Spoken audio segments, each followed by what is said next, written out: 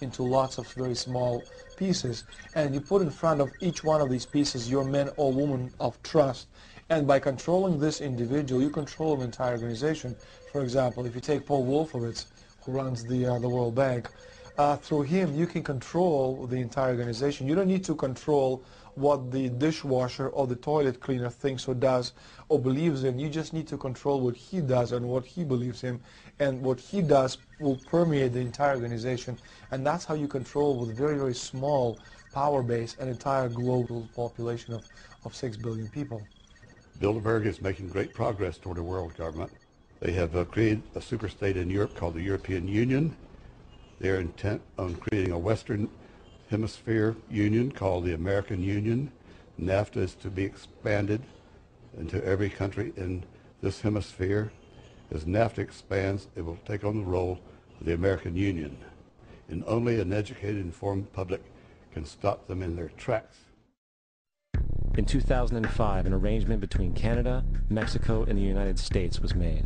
This arrangement, unannounced to the public, unregulated by Congress, merges the United States, Mexico, and Canada into one entity, erasing all borders.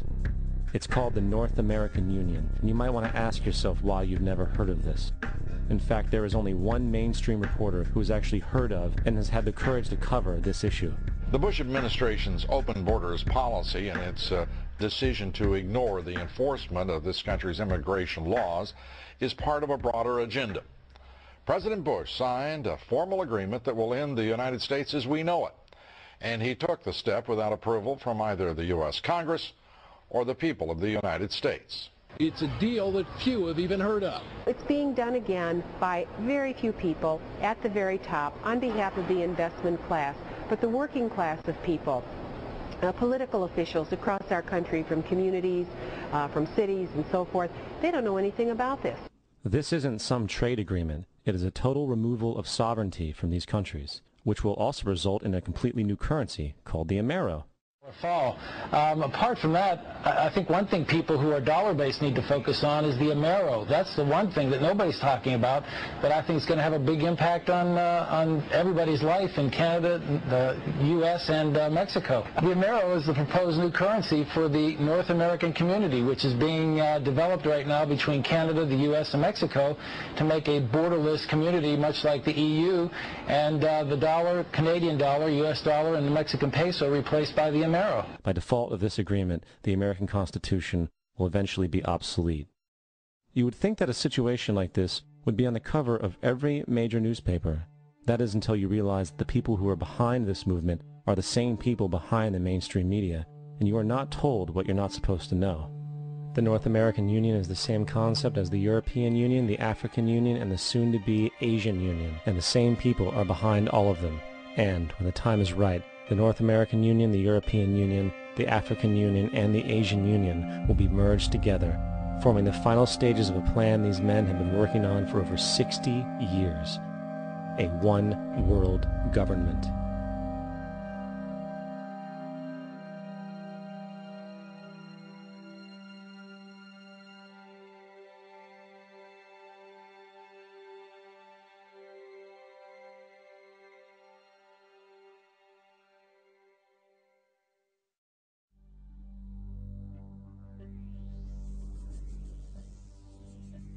A globalist is someone who believes in globalism, and globalism essentially is the desire for one world government, one world military, one world economy, which on a broad philosophical basis may not be that bad.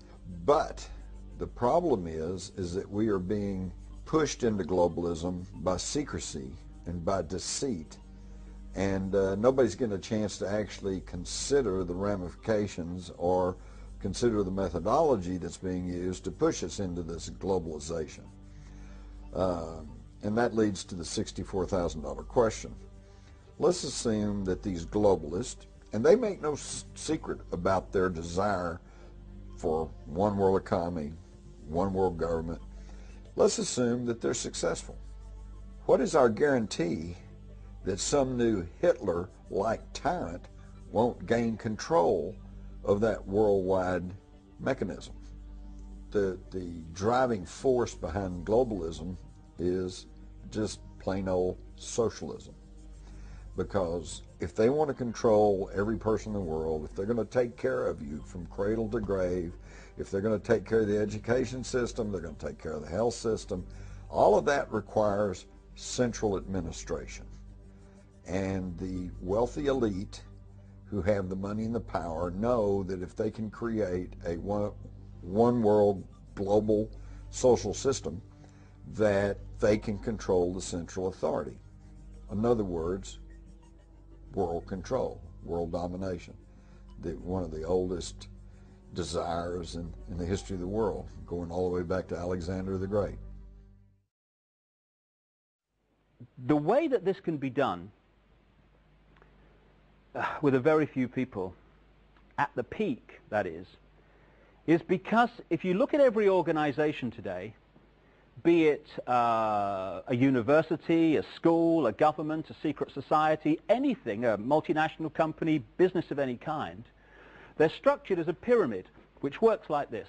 In any organization, you've got a very, very few people at the peak of the pyramid. That very few people know exactly what that organization's about, what its real agenda is, what it's really trying to achieve. The further you come down from that peak in any organization, you're meeting more and more and more people who know less and less and less and less about what the organization's really about. They only know their part. The CIA call this compartmentalization, keeping from everyone else in the pyramid how what they're doing in apparent innocence links in with what other people are doing in apparent innocence to produce a very sinister pattern. The Freemasons are a classic example of this. When you say that the Freemason secret society is involved, people think that you must be saying that every Freemason wants to manipulate the world to global dictatorship. Utterly ridiculous. Of course they don't.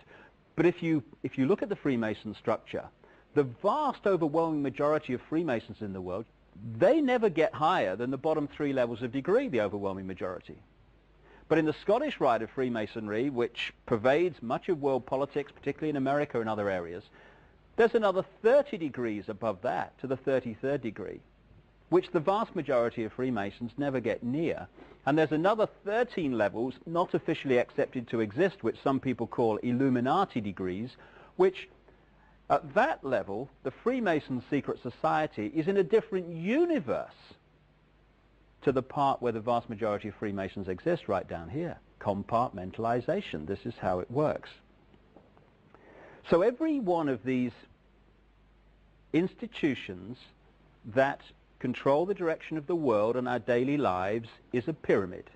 The banking system is a pyramid. You go into the local bank, the person you meet across the counter won't even know what's going on in the bank manager's office behind them, let alone what's going on at board level and higher.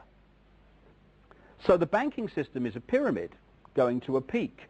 The intelligence agency network in the world is a pyramid going to a peak. The multinational company network is a pyramid. So is the global media and so on.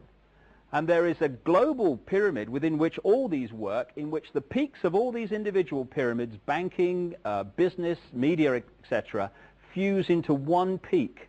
And up there, it's speculated by many people, there perhaps may be no more than 13 families, 13 people at the peak, pervading down through these different levels the same basic policy, which is pushing the world towards more and more